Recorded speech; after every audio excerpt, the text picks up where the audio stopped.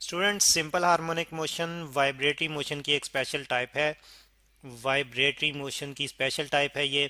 और vibratory motion हम जानते हैं कि अगर एक ऑब्जेक्ट जो है बैक एंड फोर्थ मूव कर रहा हो और अपनी मोशन रिपीट कर रहा हो बार बार, उस मोशन को हम उसकी वाइब्रेटरी मोशन कहते हैं। इसको हम एक और भी नाम देते हैं ऑसिलेशंस का। सिंपल हार्मोनिक मोशन इसी ऑसिलेशन या वाइब्रेटरी मोशन की स्पेशल टाइप है। सिंपल हार्मोनिक मोशन में स्पेशलाइजेशन क्या है, क्यों ख़ास है ये? बेसिकली इसमें एक ख़ास किस्म की फोर्स जिसको हम रिस्टोरिंग फोर्स कहते हैं वो एक्ट करती है। ये यानी कि ये फोर्स, ये मोशन जो है ये रिस्टोरिंग फोर्स की अंडर होती है। और फिर इसमें जो है restoring force restoring force acts, एक तो ये पॉइंट है इसमें।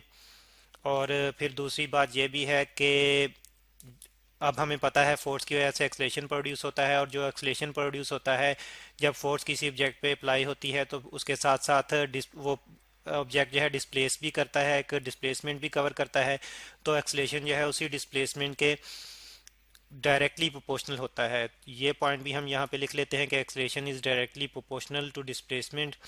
Directly directly proportional proportional to displacement. और ये डिस्प्लेसमेंट जो होता है ये मीन पोजीशन से होता है। हमें पता है कि displacement is distance in specific direction. तो ये डिस्प्लेसमेंट जो है इसकी स्पेसिफिक डायरेक्शन होती है और with respect to mean position होती है। और फिर जो एक्सलेशन प्रोड्यूस होता है ये मीन पोजीशन की डायरेक्शन में होता है। मीन पोजीशन कैसी पोजीशन है इसको भी हम एक्सप्लेन करेंगे। और फिर रिस्टोरिंग फोर्स क्या क्या है, कहाँ से जो है वो आती है, ये भी हम देखेंगे। थर्ड थर्ड करेक्टरिस्टिक जो है सिंपल हार्मोनिक मोशन की वो ये है कि एक्सलेशन जो है वो टुवर्ड्स मीन पोजीशन है। इसकी डायरेक्शन जो होती है वो मीन पोजीशन की तरफ होती है, towards mean position. Mean position. अब हम ये देखेंगे कि रिस्टोरिंग फोर्स जो है, यानी कि ये तीन पॉइंट जो हमने सिंपल हार्मोनिक मोशन के लिए डिफाइन किए कि एक तो रिस्टोरिंग फोर्स उसमें एक्ट करती है, acceleration directly proportional to displacement होता है, और फिर एक्सलेशन जो है वो मीन पोजीशन की डायरेक्शन में होता है, मीन पोजीशन की तरफ होता है। तो इसको समझने के लिए, सब चीज़ों को समझने के लिए हम एक मैस स्प्रिंग सिस्टम असेंबली लेते हैं। Mass spring system. Mass spring system में हम ये करते हैं कि एक ब्लॉक जो है हम ले लेते हैं यहाँ पे। ये एक ब्लॉक है और इस ब्लॉक का मैस m है। ये अटैच है एक स्प्रिंग से। ये स्प्रिंग जो है ये इलास्टिक स्प्रिंग है। इलास्टिक स्प्रिंग से मुराद ऐसा स्प्रिंग जिसको हम आसानी से कंप्रेस कर सकें या एक्सपेंड कर सकें। तो कंप्रेस या एक्सपेंड करने के बाद अगर उसे छोड़ें तो वो दोबारा से अपनी नॉर्मल फॉर्म में आ जाए। तो ऐसे स्प्रिंग को हम इलास्टिक स्प्रिंग कहते हैं। ये सारा सिस्टम जो है एक हॉरिजेंटल सरफेस पे रखा हुआ है, और ये इस सरफेस को हम फ्रिक्शन लेस सरफेस कहते हैं। फ्रिक्शन लेस सरफेस से मुराद ऐसी सरफेस जिसकी कोई फ्रिक्शन ना हो, वहाँ पे फ्रिक्शन एक्ट ना करे। लेकिन ऐसी आइडियल सिचुएशन है, अदरवाइज हर सरफेस की कोई ना कोई फ्रिक्शन होती है। और लेकिन यहाँ पे हम फ्रिक्शन का इफेक्ट बहरहाल नहीं देख रहे हैं, इसीलिए फ्रिक्शन लेस सरफेस कंसीडर कर रहे हैं। मैस मैस जब रेस्ट फॉर्म में होगा तो ये एक पोजीशन के लॉन्ग होगा। उसी पोजीशन को हम rest, mean position, equilibrium position या रेस्ट पोजीशन कहते हैं। यानी कि एक ऑसिलेटिंग, एक वाइब्रेटिंग ऑब्जेक्ट की वो पोजीशन जहाँ पे वो रेस्ट में आ जाता है, उस पोजीशन को हम उसकी मीन पोजीशन या इक्विलिब्रियम पोजीशन या रेस्ट पोजीशन कहते हैं। मीन पोजीशन, यहाँ पे मीन पोजीशन को मैं ओ से रिप्रेजेंट कर रहा हूँ। अब हम मैस को मूव करवाएंगे। मूव कैसे करवाएंगे? हम इस पे एक फोर्स अप्लाई कर देते हैं, एफ। हमने ये एक फोर्स अप्लाई की है, एफ राइट डायरेक्शन में अप्लाई कर रहे हैं। मैस जो है वो डिस्प्लेस होना शुरू होगा। इसी असेंबली को हम दोबारा देख लेते हैं, और इस दूसरे केस में हम देख रहे हैं कि मैस जो है मीन पोजीशन से एक डिस्प्लेसमेंट पे जा चुका है, एक फासले पे जा चुका है। और इसके साथ साथ स्प्रिंग भी जो है वो एक्सपेंड हो रहा है, इसकी लेंथ में भी जो है वो इंक्रीज आ रहा है। तो ये स्प्रिंग जो है इसकी लेंथ में भी इंक्रीज आ गया है। हॉरिजॉन्टल सरफेस, यहाँ पे हम सारा सिस्टम क्योंकि हॉरिजॉन्टल सरफेस पे पड़ा हुआ है, ये दोबारा कंस्ट्रक्ट कर लेते हैं। अब हम देख रहे हैं कि मैस जो था वो मीन पोजीशन ओ पे था, और यहाँ पे हमने फोर्स अप्लाई की और ये एक नई पोजीशन पे आ गया। इस नई पोजीशन को इस नई पोजीशन को हम जो है वो रिप्रेजेंट करेंगे यहाँ पे। ये हम इसकी नई पोजीशन को रिप्रेजेंट कर देते हैं, हम कहते हैं कि ये पोजीशन जो है वो ए है। तो अब हम देखते हैं कि पोजीशन ए से पोजीशन ओ से ए की तरफ डायरेक्शन में एक डिस्प्लेसमेंट कवर किया है मैस ने, और यानी कि स्पेसिफिक डायरेक्शन में डिस्टेंस है, तो इसलिए इसको हम डिस्प्लेसमेंट कहते हैं। यहाँ पे इस डिस्प्लेसमेंट को हम एक्स से रिप्रेजेंट कर रहे हैं। तो ये यहाँ पे मैं लिख देता हूँ कि एक्स जो है ये बेसिकली डिस्प्लेसमेंट को रिप्रेजेंट कर रहा है। डिस्प्लेसमेंट डिस्प्लेसमेंट तो अब ये फोर्स जो हमने अप्लाई की है इसको हम कैलकुलेट कर सकते हैं हुक्स लॉ से। हुक्स लॉ क्या कहता है हमें, ये हम यहाँ पे लिख लेते हैं।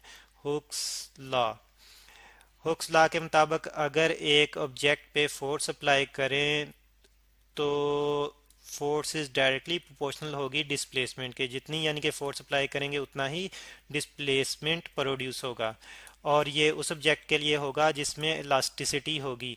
और फिर फोर्स जो अप्लाई करेंगे वो with in elastic limit apply करेंगे, ये एक कंडीशन है हुक्स लॉ की। और यहाँ पे हम देखते हैं कि स्प्रिंग जो है ये इलास्टिक है, स्प्रिंग है, मैस इसी स्प्रिंग के साथ अटैच है। मैस को हम मूव करवाते हैं तो साथ ही स्प्रिंग की लेंथ में भी चेंज आता है, यानी कि इस तरह से हम कह सकते हैं कि स्प्रिंग एक्सपेंड जो हो रहा है वो भी एक डिस्प्लेसमेंट कवर कर रहा है। तो लेकिन फोर्स जो हम इलास्टिक लिमिट के अंदर अप्लाई करेंगे, और इलास्टिक लिमिट क्या है, हम अगर जो है ऐसी हद है जहां तक हम अगर फोर्स अप्लाई करें तो उसके बाद हम छोड़ें तो मैस स्प्रिंग जो है अपनी वापस अपनी असल हालत में आ जाता है। लेकिन अगर इस लिमिट इस हद के से ज़्यादा अगर हम फोर्स अप्लाई कर दें तो स्प्रिंग की लेंथ में जो चेंज है वो परमानेंट हो जाता है और वो अपने आप को वापस असल हालत में नहीं ला पाता। तो अब फोर्स हम कैलकुलेट करना चाह रहे हैं। हमने देखा कि force is equal to displace proportional to displacement, यानी कि जितनी फोर्स अप्लाई करेंगे उतना ही डिस्प्लेसमेंट प्रोड्यूस होगा।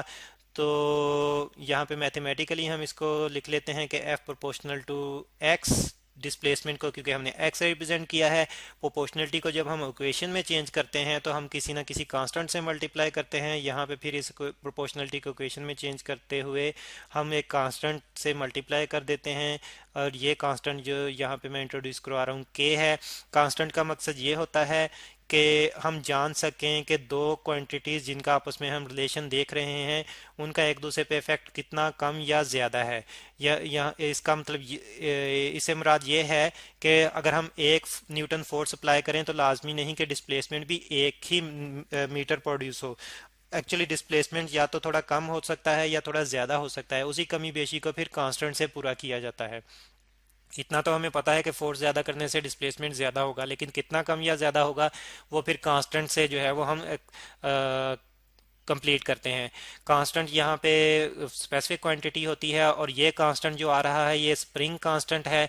बेसिकली स्प्रिंग अलाउ करेगा कि फोर्स जो है वो कितना डिस्प्लेसमेंट प्रोड्यूस करे, तो इसलिए जो है वो स्प्रिंग कांस्टेंट है। ये के जो है ये स्प्रिंग कांस्टेंट है, और बेसिकली डिपेंड करता है स्प्रिंग के मटेरियल पे इसलिए कि कितना मटेरियल इलास्टिक है, जितना इलास्टिक होगा उतनी ही फोर्स जो है वो डिस्प्लेसमेंट प्रोड्यूस करेगी।